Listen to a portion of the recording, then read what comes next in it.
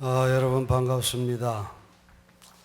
오늘도 주의를 지키는 성도님들 위해 주님의 은혜와 평강이 넘치기를 축원합니다. 올해 장마 정선은 제대로 오지 않을 모양이에요. 비가 폭우처럼 쏟아지기는 하지만 또 금방 개서 태양이 장렬하니까 땅이 마르고 가뭄이 아직 잘 해결이 안 되는 것 같습니다. 우리가 기도 많이 해야 될 것 같습니다. 또 이 세상은 대형 참사가 끊이지 않고 있습니다. 미사일 폭격으로 말레이시아 여객기가 폭발했고, 이스라엘은 평화를 깨고 팔레스타인 가자 지구에서 무차별 살생을 저지르고 있습니다. 점점 종말을 향해 가고 있는 이 세상에서 교회는 또한 제 기능을 다하지 못하고 있어요. 세월호 참사에서 죽은 아이들의 핸드폰에 마지막 상황을 찍은 영상이 페이스북에 올라오고 있습니다. 그것을 보면 정말 가슴이 멎을 것 같은 분노와 또 슬픔의 눈물이 멈춰지지 않습니다. 그 영상을 보던 한 어머니는 실신을 했다고 하니까 참으로 이 나라는 뭐하는 나라인지, 왜 속 시원하게 진상을 밝히고 유가족들을 위로하지 못하고 있는지 참으로 답답하지 않을 수가 없습니다. 오늘 이 아침에 이런 시대에서 다시 한번 교회의 정체성을 확립하는 시간이 됐으면 하는 마음으로 오늘 말씀을 전하려고 합니다. 지구가 멸망하는 날 우주선을 타고 다른 행성으로 탈출해야 한다면 그 우주선에 태우지 말아야 할 세 부류 사람들이 있다. 그것은 정치인, 군인, 종교인이다. 이렇게 계미의 저술가인 프랑스의 지성인 베르나르가 한 말입니다. 그의 말 속에는 종교인들, 특히 기독자들에 대한 세상 사람들의 평가의 한 면을 보여주고 있습니다. 주님과 절대의 진리의 복음을 소유하고 좋은 일도 많이 하는 기독자들인데 어쩌다가 이토록 비난의 대상이 됐을까요? 그것은 비기독자들이 볼 때 기독자들이 본질면에 있어서 자신들과 다를 바가 없다고 여기기 때문입니다. 우리 기독자의 본질이라 하면 거룩입니다. 이것만이 주님을 닮은 증표인데 그것이 우리 기독자들에게 결여되어 있다고 여기기 때문에 그렇습니다. 경건의 모습은 있어도 그 심층적인 내용이 부족하다는 것입니다. 겸손을 말하면서도 언제나 앞자리를 다투고 있고, 정의를 외치면서도 시류를 따라가고자 하는 속물근성도 발동합니다. 거룩을 외치면서도 세상과 버타며 살려고 하는 경향이 있습니다. 여러분, 우리 기독자들에게 필요한 것은 화려한 교회 건물도 아니요, 프로그램도 아니요, 행사도, 또 형식적인 예배는 더더욱 아닌 것입니다. 정녕 필요한 것은 개개인 존재됨의 거룩인 것입니다. 우리 기독자들이 거룩한 생각, 거룩한 언어, 거룩한 행위, 거룩한 일상, 거룩한 삶을 가져야 하는 것입니다. 우리 주님은 예나 지금이나 우리를 거룩으로 부르고 계십니다. 내가 거룩하니 너희도 거룩하라.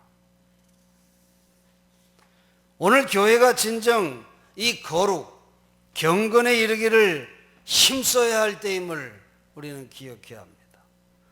우리 기독자들의 거룩만이 세상 사람들의 부정적인 평가를 종식시키고 저들로 주님을 알고 보고 믿게 하는 유일한 방편이 거기에 있기 때문입니다. 오늘 교회는 꺾어진 꽃과 같다고 말을 합니다. 그것은 잠시 동안은 예뻐 보이지만은 뿌리가 없어 탐스럽게 피어난 꽃들이 맥없이 시들어갑니다. 오늘 우리의 모습을 봅시다. 이웃과의 소통이 끊어진 지 오래 아닙니까? 옆집 건너 사는 이웃의 이름 아는 사람 별로 없습니다. 예전에는 이웃들과 음식을 나누고 커피잔을 들고 뒷마당을 거닐며 담을 사이에 두고 이런저런 이야기를 나누는 게 보통이었습니다. 그러나 오늘날의 이웃은 그야말로 낯선 사람들이 되었습니다. 오늘날 우리는 책상 위에 커피잔을 놓고 손에 마우스를 든 채로 우리의 생면부지의 사이버 이웃들을 방문하고 그들과 잡담을 나누는 가능성이 더 많은 시대입니다. 본 적이 없는 사람들과 접속하면서도 가장 가까이에 살고 있는 이웃들과의 접속은 단절된 상태입니다. 오늘 우리는 세계 역사상 가장 긴밀히 연결되고 접속된 인터넷 문화를 살고 있으면서도 우리는 남들로부터 고립되고 상실되고 사랑받지 못하고 가치를 제대로 평가받지 못한다고 하는 느낌 속에 살아가고 있습니다. 이런 이웃성의 상실은 사회 공동체를 무너뜨릴 수밖에 없는 것입니다. 공동체 활동가인 맥카트 씨는 오늘의 현실을 말하면서 이제 우리의 문화는 꺾어진 꽃의 문화가 되었다고 말합니다. 오늘 본문에서 사도 바울의 관심사가 바로 여기에 있습니다. 골로새 교회는 출발부터 생명력이 넘치고 활동적이며 열매를 맺고 성장해 왔습니다. 그러나 방심은 금물이라는 것입니다. 골로새 교회와 같은 번성하는 교회조차도 적절한 주의를 기울이지 않으면 꺾어진 꽃의 교회가 될 수도 있다는 것입니다. 우리 한국교회의 성장을 보여준 초대형 교회들, 지금 그런 교회의 모습을 우리에게 보여주고 있지 않습니까? 여의도 순복음교회 조용기 목사나 사랑의 교회의 오정현 목사, 그리고 명성교회의 김삼환 목사, 한국교회의 대형교회를 대표하는 그런 굵직굵직한 목사들이 참으로 교회의 망신을 주고 있음을 우리가 압니다. 또 참 수치스러운 사건이 얼마 전에 벌어졌습니다. 우리 개신교회 한 목사가 대구 팔공산 정화사에 들어가서 불교 경전을 찢어버렸고, 또 탱화와 벽화에 심한 낙서를 하고 그 안에 방뇨까지 했습니다. 참으로 정신병자가 아니고서는 할 수 없는 그런 일을 저질렀습니다. 우리 개신교는 실로 추락할 대로 추락하고 있습니다. 꺾어진 꽃의 교회를 보여주는 오늘의 교회를 가톨릭 교회라고 표현하는 글을 보았어요. 이 가톨릭 교회의 특징은 첫째로 성도의 소유권이 바뀐다는 것입니다. 여러분, 성도의 소유권은 하나님께 있습니다. 그런데 가톨릭 양식장의 물고기가 양식장의 주인의 소유가 된 것 같이 성도의 소유권이 교회와 목회자에게 있다는 것입니다. 원래 바다의 물고기는 하나님의 소유 아닙니까?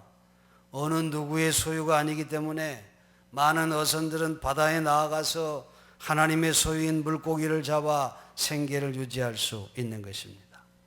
그러나 가톨릭 양식장의 물고기는 그 소유권이 양식장 주인에게 있어서 주인이 아니면 그 안에 물고기를 잡을 수가 없어요. 오늘날 이 가톨릭 교회는 자기 교회 성도가 다른 교회에 가는 것을 매우 죄악시하고 불쾌하게 생각합니다. 그리고 자기 교인을 뺏어간다고 그 교회를 양도둑이라고 비난하기를 주저하지 않습니다. 교회는 하나님이 맡겨주신 성도에 대해서 양육과 교육과 보호의 의무가 있지만은 그것이 결코 소유를 의미하는 것은 아니지요. 성도의 소유권은 오직 하나님께 있는 것입니다. 둘째로 이 가톨릭 교회의 특징은 양식이 변질된다고 하는 데 있습니다. 여러분, 바다의 물고기는 하나님이 세워주신 먹이 사슬의 규칙에 따라서 먹거리를 먹고 살아갑니다. 그러나 양식장에 들어오면 의도된 먹이가 제공되지요. 그래서 빨리 물고기의 크기를 키우고 알을 더 많게 하는 등 주인의 의도를 이루어내는 먹이를 그 물고기에게 먹입니다. 이것은 실로 이단들이나 쓰는 방법입니다. 그런데 오늘날 잘못된 교회들이 이런 것을 사용하고 있다고 하는 것입니다. 목회자가 자신의 의도와 목적을 위한 의도된 말씀, 변질된 말씀을 선포하고 있다는 것입니다. 그러니 오늘 이 개신교회가 겉모양은 성도인데 하나님과는 상관없는 괴물이 되어가고 있는 그런 모습이 얼마나 많은지 모릅니다. 또 셋째로 이 가톨릭 교회의 특징은 사역자가 교회에 집착하게 된다는 것입니다. 가톨릭 양식장의 주인은 양식장의 규모와 실적이 중요하죠. 그래서 더 많은 물고기를 키우려고 합니다. 교회가 가톨릭 교회가 되면 목회자는 교회의 크기와 성도의 수에 집착하게 되지요. 명예를 좋아하는 목회자는 교회의 크기와 성도의 수를 자랑하고 다닙니다. 또 물질을 좋아하는 목회자는 그것으로 물질 축적의 수단으로 사용하기도 하는 것을 우리가 볼 수 있습니다. 주님의 종이라고 말은 하면서도 교회에서 제왕 노릇을 하려고 하는 이들이 있습니다.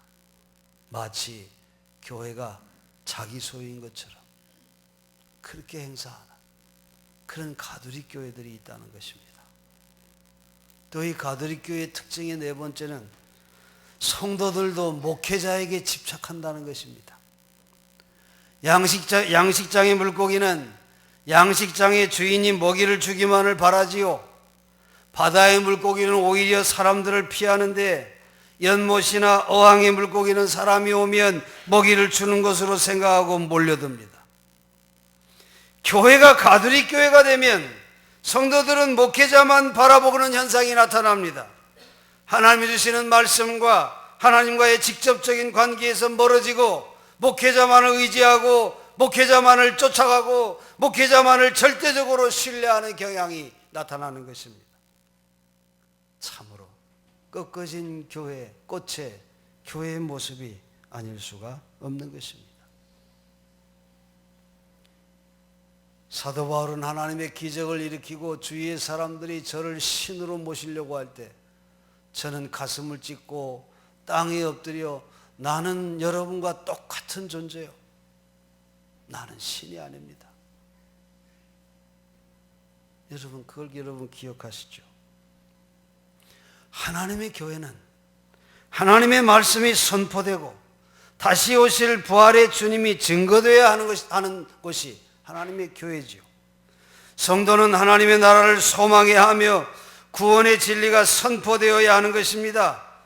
교회가 타락하면 이 가톨릭 교회의 현상들이 자꾸 나타나게 되는 것입니다. 사랑하는 성도 여러분, 이런 오늘의 현실에서 과연 교회의 회복의 길이 있을 수 있겠습니까? 과연 교회의 본질적인 정체성을 회복할 수 있을까요? 꽃이 만발한 신자들이 건강하고 깊이 뿌리박은 기독교인들로 성장하는 것을 돕기 위해 사도 바울은 오늘 본문에서 필수 영양분의 목록을 제공하고 있음에 오늘 아침에 귀를 기울여야 할 것입니다. 성도는 하나님과 관련하여 거룩해야 합니다. 또 남들과 관련하여서는 하나님 안에 한 가족으로 사랑을 나누는 자들이 되어야 합니다. 성도는 한 발은 하늘에 한 발은 땅에 두고 있는 자들입니다. 이것은 곧 한 발은 교회에 한 발은 온 세상에 두고 있다는 것과 같은 말이죠. 성도는 이 세상에 살고 있지만 이 세상에 살면서도 우리는 하늘에 속한 자들로 살아가는 자들이 성도인 것입니다. 꽃은 공중에서 하늘거리고 뿌리는 흙 속에 깊이 박혀 있을 때 재구실을 다할 수 있는 것입니다. 꽃나무를 흙에서 캐내면 이내 시들어 뿌리만 있고 줄기와 꽃은 말라 비틀어지는 추한 모습이 되고 마는 것입니다. 교회는 믿음과 사랑 그리고 소망의 공동체인 것입니다. 신자들을 변화시키고 연결짓고 능력 있게 하는 이 믿음과 소망과 사랑, 이것은 그리스도 안에서와 세상 속에서 번성할 수 있음을 이 세 가지 요소로 이렇게 주님 안에서와 세상 안에서 교회는 번성해 갈 수 있는 것입니다. 우리가 꺾어진 꽃의 교회로 전락하는 것을 피하고 싶다면 우리는 우리 자신에게 많은 것을 요구하지 않으면 안 되는 것입니다. 여러분에게 믿음과 소망이 있습니까? 무엇보다 형제간에 서로 간에 참 많은 사랑을 나눔으로 인하여 우리의 믿음을 나타내고 소망을 증거하고 있습니까? 사도 바울은 골로새 교회를 생각할 때 감사하지 않을 수 없음을 고백합니다. 그들은 예수 그리스도의 믿음과 성도들의 사랑이 넘쳤고 하늘에 쌓아둔 소망으로 복음의 진리 안에 살아가고 있었으며 복음의 열매를 맺어 자라고 있는 교회임을 바울은 칭찬하고 있습니다. 바울은 그래서 이 골로새 교회를 위해 기도하는 것을 그치지 않았다고 말하고 있습니다. 사도 바울이 골로새 교회를 위해서 기도하는 내용이 오늘 본문에 있죠. 모든 신령한 지혜와 총명으로 하나님의 뜻을 아는 것으로 채우게 하시고 범사의 기쁨과 선한 일에 열매 맺게 하시며 영광의 힘을 따라 능력으로 능하게 하시고 기쁨 가운데 모든 견딤과 오래 참음에 이르게 하시고 성도의 기업을 얻게 하신 하나님께 늘 감사하는 그런 자들이 되게 해달라고, 그런 교회가 되게 해달라고 기도하고 있습니다. 여러분이 기도의 내용이 바로 우리 성도들이 필수적으로 가져야 할 영양분인 것을 알 수 있습니다. 사랑하는 성도 여러분, 믿음과 소망과 사랑을 우리는 반드시 회복해야 할 줄로 믿습니다. 이 현대인들은 공동체보다도 독립을 더 소중히 여기고 있어요. 이따금 이웃과 인사를 나누기는 하지만은 보통은 자기 홀로 있는 장소들을 더 좋아합니다. 이웃집과 멀리 떨어지면 떨어질수록 그렇게 사는 것을 더 좋아하지요. 교회 안에서 우리가 보면 성경 공부나 성가대 활동, 또 여선교회나 셀 모임, 또 여러 부서 활동, 그리고 자원보사 활동, 이것을 위한 시간을 발견하기가 점점 힘든 그런 오늘을 보게 됩니다. 그러나 여러분, 바로 이런 일들에 대한 우리의 참여가 우리 교회의 회중들에게 생명을 불어넣는다고 하는 사실을 우리는 기억해야 합니다. 골로새 교회는 육체적으로나 정신적으로 참으로 힘들었을 그 당시에도 이제 갓 심겨진 그들의 교회에 자신의 삶을 쏟아 부었습니다. 바울은 골로새 교회가 활력이 넘치는 교회라고 그렇게 오늘 소개하고 있습니다. 믿음의 형제들과 함께 즐거움을 나누려는 시간보다도 TV 앞에서 채널을 이리저리 돌리면서 거기서 즐거움을 찾으려고 많은 시간을 보내는 이들이 되어서는 결코 안 된다는 것입니다. 여러분, 이제부터라도 여러분의 이웃들의 이름을 알아보시기 바랍니다. 당장에 실천할 수 있는 작은 일부터 우리가 시작하지 않으면 안 됩니다. 여러분 곁에 형제들의 얼굴을 보세요. 함께 예배드리고 찬송 부르는 형제들의 이름을 혹 모르는 사람이 있습니까? 아마 우리 교회는 없을 줄로 합니다만은 대형 교회들은 숱하게 많을 것입니다. 옆에 누가 있는지도. 여러분, 형제들의 이름부터 확인합시다. 혹 모르는 이름은 없는지, 우리가 진정 주 안에서 한 가족 공동체인지 여러분 한번 확인해 보십시오. 여러분, 이 세상은 가난한 사람들이 구원될 때 참으로 구원될 수 있습니다. 정말 교회는 그 시대의 사회 속에서 모든 인간을 사랑하고 그 중에서도 고통받는 사람들, 가난한 이들의 편에 서야 하는 것입니다. 교회는 그들에게 사랑을 실천하면서 공동체 전체의 인간다운 삶을 위해 이바지해야 할 의무와 사명을 지니고 있음을 우리는 잊어서는 안 됩니다. 진정으로 가난하고 소외된 사람들이 빵만이 아닌 인간으로서 회복될 때, 인간으로서 인정받고 존중되고 사랑받을 때, 인간으로서의 긍지와 자유를 되찾을 때 비로소 세상은 밝고 따뜻해질 수가 있는 것입니다. 여기에 교회의 본질적인 정체성이 있고 세상 사람들에게 다가가는 교회가 될 수 있는 것입니다. 이를 위해서 우리는 먼저 교회 안에서 우리 은천의 모든 형제들이 하나님의 사랑을 힘껏 나누며 또 그 사랑을 배우는 그런 공동체가 되기를 간절히 원합니다. 여러분, 사랑할 줄 아는 자가 사랑을 나눌 수 있는 것입니다. 사랑을 충분히 받고 배운 자가 그 사랑을 줄 수 있는 것입니다. 우리의 신앙생활에 이 공동체는 정말 이런 사랑을 배우고 나누는 공동체가 되어야 할 줄로 믿습니다. 우리 교회가 8월 8일 이 사랑을 한번 실천해 보려고 합니다. 여러분, 잊지 마시고 기억하십시오. 은천 모든 가족의 사랑의 밤을 8월 8일 저녁 8시 888입니다. 또 그날이 금요일입니다. 금요일은 불금 아닙니까? 네, 불타는 금요일에 카페로 여러분들을 다 초대합니다. 제가 여러분의 가족들 다 초대를 하고 커피 대접을 하려고 합니다. 우리 한번 모여봅시다. 뭐 특별한 순서가 없습니다. 그냥 모여서 우리 차 한잔 나누고 온 가족끼리 같이 얼굴을 맞대고 그렇게 만나는 자리를 한번 가져봤으면 좋겠습니다. 여러분, 교회 나오지 않는 남편들 또 우리 형제들 다 데리고 오십시오. 뭐 교회 나오라고 부담 주지 않을 겁니다. 오셔서 그냥 같이 차 한잔 나누는 그런 자리를 한번 가졌으면 좋겠습니다. 사랑하는 성도 여러분, 저는 바라기를 우리 은천교회 성도 여러분들은 정말 주 안에서 자유로운 영혼들이 되기를 간절히 바랍니다. 사람에게 구속되지 않는.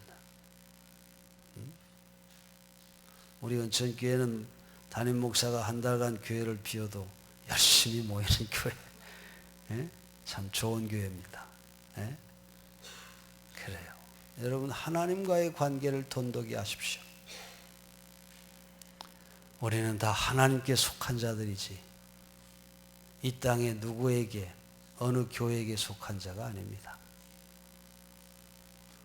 우리는 함께 모여서 하나님의 사랑을 나누면서 세상에 이 하나님의 사랑을 실천하는 그런 자들입니다. 여러분 모두가 정말 행복한 그런 신앙생활 하기를 원합니다. 믿음과 소망과 사랑 안에서 그리스도의 신실한 일꾼이 되시고 더 신령한 지혜와 총명으로 하나님의 뜻을 아는 데 힘쓰시고 선한 열매 많이 맺는 그런 삶을 사십시다. 주님이 주시는 믿음 안에 능력을 얻으시고 또 이 세상이 어떤 것도 빼앗을 수 없는 하늘의 기쁨을 소유하시고 끝까지 참고 견디며 하나님 나라 가는 그날까지 인내로 승리하시고 정말 하나님 앞에 늘 감사함으로 죄사함을 얻고 하나님의 자녀된 성도의 기업을 받은 이 감격을 잊지 마시고 이 땅에 주의 사랑을 마음껏 나타내면서 우리 은천교회가 꺾어진 꽃의 교회가 아니라 생명력이 넘쳐나는 만발하는 꽃의 향기를 나타내는 그런 교회가 되기를 간절히 축원합니다. 기도하겠습니다.